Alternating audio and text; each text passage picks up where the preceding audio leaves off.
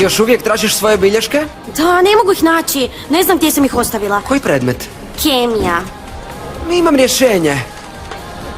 Posudim ti svoje od prošle godine. Dobar sam u kemiji. U biti, dobar sam u svemu.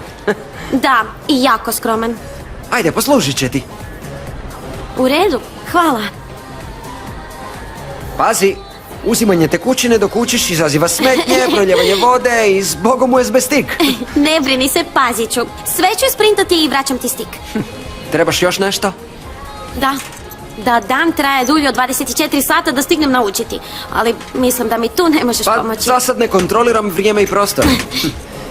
Još mi nešto duguješ, zar ne? Spasio sam te iz bazena i sada s ispitom... Gle, Mateo, ako je tako, uzmi. Ne želim ti biti dužna, uzmi. Uzmi. Zašto? Bojiš se ostat mi dužna? Ne bojim se, samo ne želim imati s tobom nikakve dugove. Šalim se. Uzmi. Sigurno. Pa jasno. Ne želim da prođeš loše zbog mene. Uzmi. Hvala. A ona moja ponuda da ti budem trener još uvijek stoji. Ja ne bi propustio takvu priliku. Znaš što, ne. Već si mi previše pomogao. Hajde, bok. Bye.